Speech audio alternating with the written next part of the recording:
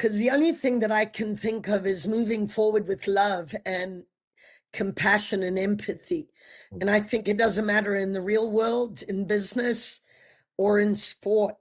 If you can move forward with those things, I think that's the only way forward. Love as a strategy.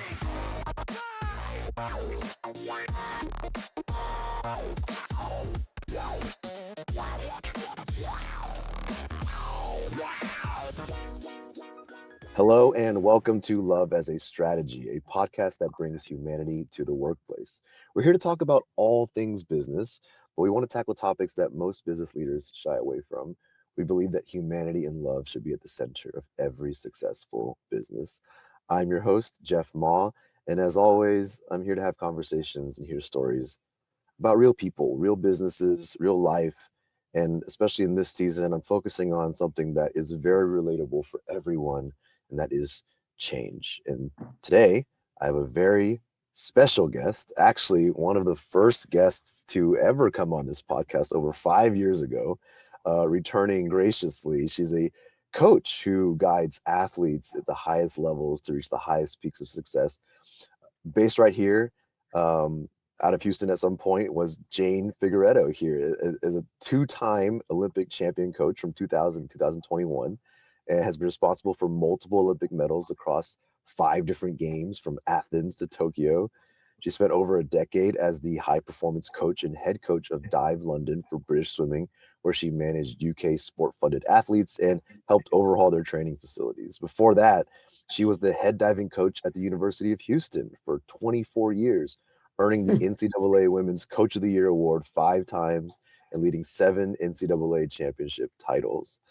Also a fierce competitor herself, Jane represented Portugal at the 1984 Los Angeles Olympics, and she's a dedicated mentor who has received the prestigious International Olympic Committee Female Coaches Lifetime Achievement Award in 2024, which is just so amazing. And I'm so excited to have Jane here on the show. I've invited her to come and share her story and, of course, see how it fits into all of this love and all of this change. So thank you for being here. Welcome to the show, Jane. How are you doing? Hey, Jeff, I'm doing amazing. Thank you. And always happy to discuss everything love with you and everything that you do. So something at the very heart of who I am and what my journey's been about. So thanks for having me. Absolutely. And last time you came on, you were actually joined by, one of your good friends and divers at one point, Yulia Pekalina, and that was a fun time. This time I have you by yourself, and you know what? Awesome. I'm going to ask you one of the same questions I asked you back then, but I know you don't remember your answer, so I'm going to ask it again to see if it's changed in Yep. 5 years. Jane, what is your passion, and how did you find it? So I think my passion has always been driven by helping young people navigate their journey in their lives and doing whatever I can possible to help them in that direction, make a positive influence, um, and and just try to be the best I can for those young people, as well as young adults and anybody that I've met along my journey. So I think finding passion is one of those things. I'm not sure that you find it. I think it is an intrinsic thing that you have, and you either sort of go for it and be led by what's inside you and what you're passionate about. But I'm not so sure it's something that you um, necessarily find, if you understand what I mean. So I think I've always just gone with what's been instinctive, and then what I want to live my life doing, and that is just helping young people and showing them a good positive environment. Yeah, absolutely. And I mean, again, you've worked in collegiate environments. You've worked at the Olympic level. You worked more, in the UK kind of diving environment. I mean, all these different environments. Do you bring the same kind of approach to even though they're so different and they obviously they're similar, but do you kind of treat them all the same? Is that just one mindset, or is there nuances to that? No, obviously, first of all, in answer to your question, yes, I try to come with the same positive energy, positive passion for my sport.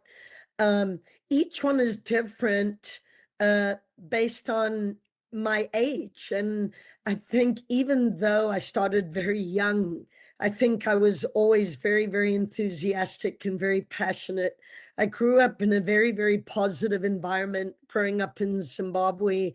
The sun is shining, the weather's beautiful.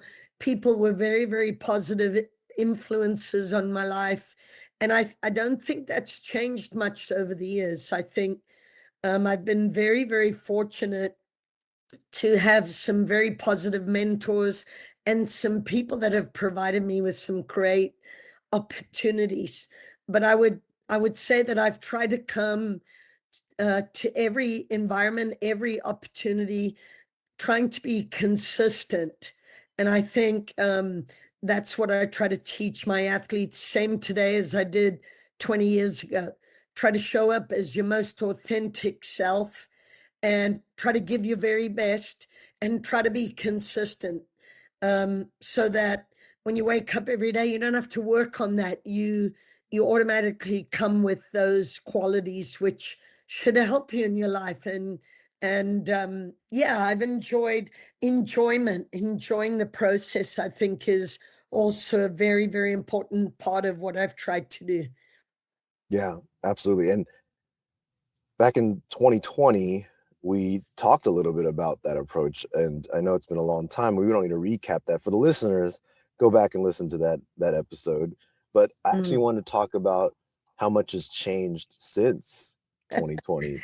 And I mean, for all of us, a lot has changed since 2020. But I Yeah, just remember, I remember, I think it was 2021 watching you on TV when the team won a medal, and the camera panned over to you. I was I cheering you know. on.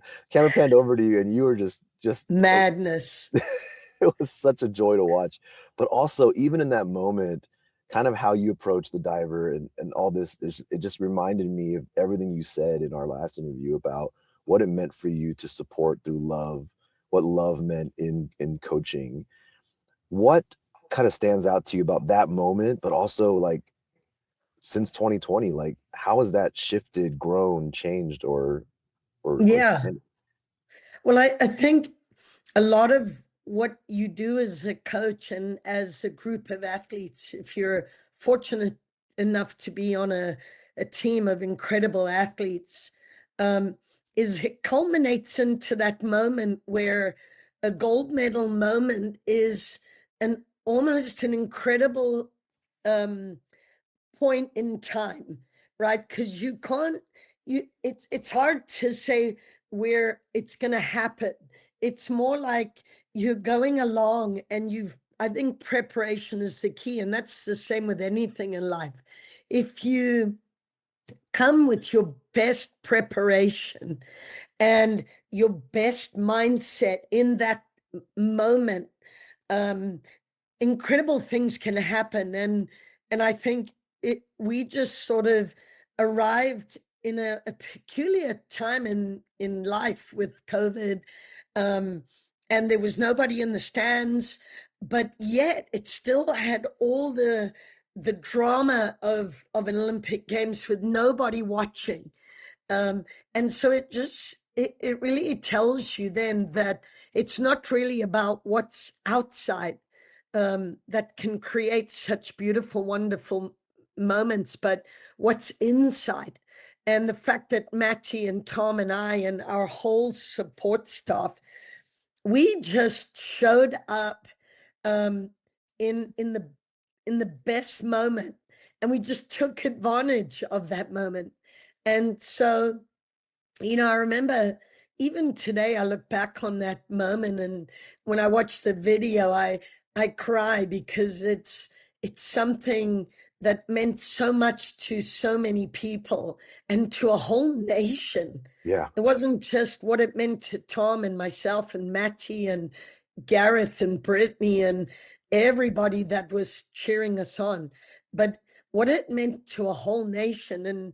And I think, you're not really thinking about that at the time. You just trying to, I wouldn't say we were having fun. Oh my God, it was so terrifying. But we had so much fun up to that moment, right? So we were enjoying ourselves. We had a deep appreciation for each other and a lot of love. And I really believe that that's what that moment felt like. It felt like a moment of love amongst people sharing just an incredible opportunity, an incredible moment. And Yeah. now you fast forward from there to Paris, which was 2024, um, and a very similar thing. Different people, but almost the same environment of love and passion and support and empathy. We'd gone through a tremendous amount. I had lost my assistant coach to a terrible accident. The athletes had gone through that terrible accident where he passed away. Um, and so, in life, in these big moments, sometimes it's not really about you, it's about something much bigger than you. Mm. And I think every Olympics that I've gone to, um, something that's been very, very constant throughout those 8 Olympics, 9 Olympics, has been this tremendous love for people and love for a sport and love and empathy and passion for everybody around us. And I think that's something that, um, because it's been constant, because it's been consistent, um, it's not something you think about. You're doing it without thinking, and I think that's the beautiful thing about all of this. And certainly through change, I think love, love for your athletes, love for people around you, love for your family, that is where change can be a very uplifting thing. And moving out of London in 2025, February of 2025, I reached that, Tom had already retired, Matt here had retired, Noah, who was an incredible inspiration throughout 24. Um, we didn't know if he was going to come back. Scarlett was taking a break. So there were a lot of things that were put on the back burner. And I think it gave me a really good chance to reflect and think about what was important to me as I was thinking about moving forward. And I had really missed my family and missed my friends and missed a lot of things that I had sacrificed, as we all did, not just me. And so returning to a place where I could feel like something that was genuinely for me. Giving love and giving everything of yourself is a very exhausting experience, very rewarding, unbelievably rewarding, but also very exhausting. And I think I was pretty tired and pretty exhausted. I tried to just reflect and go back and think about how am I going to move forward? And change is always a very, very difficult thing, as you know. Um, but I think, again, if you come with love and the right intention, change can be a catalyst for something amazing. And that's where I am today. You know, when I think about the work you do and how it applies to, you know, business or teams or just, life in general, it comes down to this idea of change for me because you said earlier just now, preparation is the key. And with performance at that level, absolutely most of the work you do is preparation for just one singular moment, these things. And Yeah. yet when I think of how love fits into it, I think of all the change and challenges that kind of come along the way, right? Like the way, you and the athletes have to, you can be prepared all you want, but then Yeah. an injury, scheduling thing, a change, an environment change, or just loss, unexpected mistakes, and these types of things. I was wondering, you know, to connect it for the listener who doesn't get to operate at the Olympic level. I Yeah. think the big connection here is still that as we go through our work, our lives, our teams, we're always preparing for the next challenge. We're always getting ready to win.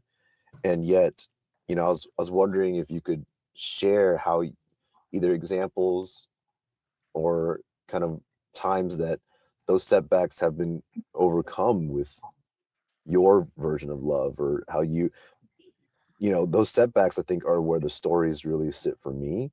I was wondering if you had anything top of mind when it comes to these changes. Yeah. I mean, obviously there have been several instances if we're looking at sport, or it could be your work environment where you're preparing and then you don't succeed. Maybe it's a presentation, maybe it's a job interview, maybe it's the Olympic Games. um, you cannot foresee what things are coming your way. And so it's easy to sit here and say, when everything's going great, we can sit here and talk about all of these things. But what about when things are not going well? And those instances in a job, um, like uh, many times, Tom and I were supposed to succeed at a certain event, and we didn't, and it was devastating. Um, and you can sit and cry about stuff like that, but those are not, those are not real. They are real life, but they're not life or death. Let's say that. I think the difference between life and death situations versus, oh, I didn't make the Olympic final.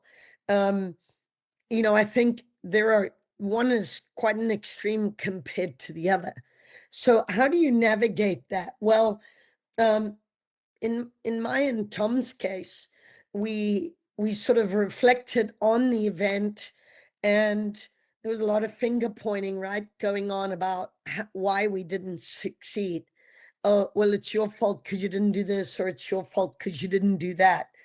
And then finally coming to that place where you come together and go, okay, well, actually, it was all our faults. We all didn't deliver. Yeah. And I think when you can do that in business or sport, where you can come after a failure and really look at what was the reason, but not so much what the reason was. Once you know the reason, how are we going to work together to move forward? And I think every situation that, you know, with David and his passing, um, we, it was very, very difficult at the time. And even today, it's still very difficult because our lives, we sort of just carry on. And whether that be good or bad, I think you pay for that later. I really do believe that. But you sort of go through these instances and then you just carry on, and you carry on with your work, or you carry on with this madness in life. Um, and then you get to that point where it's very difficult because you didn't maybe deal with it back then. So I think it's really important um, to reflect and then cherish and then move forward, because the only thing that I can think of is moving forward with love and compassion and empathy. And I think it doesn't matter in the real world, in business, or in sport. If you can move forward with those things, I think that's the only way forward. And so we've had to do a lot of that. Now, as I mentioned to you earlier, it can be very tiring, it can be very grueling. But I think by reaching deep down inside and really going in the love strategy, and you and I talk about this a lot. It might seem cliche or might sound stupid to some people, but I think reaching out olive branch and really engaging with people is what helps you get through these tough times. And same with your company, and the realization of, hey, we're not getting better, we're getting worse, and then figuring out why we're getting worse, and then really coming up with great strategies to how to overcome that. And I think Tom and the divers, Matty, Noah, Scarlett, Grace, all of us really found ways to keep moving forward. And then change becomes a really important thing in all of this, because I think everybody should change. I don't think staying somewhere forever is a good thing. I really don't. I feel like as I've gone through my career, I've made certain changes that have catapulted me to a much better thing. And I think that starts with your mindset, right? When you want to make a change, you got to come with, I'm going to make this work. This is going to be a good change. So you got to start there. And change can be scary, but it also can be absolutely the thing that catapults you into something that you never expected. Yeah, well said. I think change always comes with a heavy dose of fear, Mm, and a feeling of loss in most cases, where you have to give up on something, you have to lose something, whether it's security, safety, comfort, those things in order to step into it. But gosh, I love that you just said that, because when I left London, um, that's exactly what I felt. This loss, this humongous loss of something that we built from nothing, um, and leaving it all behind, was really, really hard. And still today, in a lot of ways, it's still hard, but I got to almost like just cherish it and put it behind me and use those experiences to go on to the next thing. yeah, and that's what I admire most about your entire career, is this path that I can see drawn out from experience to experience. You've always embraced the next experience. Whenever I see you in action, you are in the moment. You are 100% in the present, experiencing what, good or bad, what's happening, and then you move Yeah. forward. And I love that about you. Thank you. Absolutely. And you know, this was a quick chat. We need to catch up even more beyond this, but I really appreciate you bringing in this perspective of, especially into this world that people, I don't think this is something that people kind of think about often, that the average person is not operating in your world, in your space.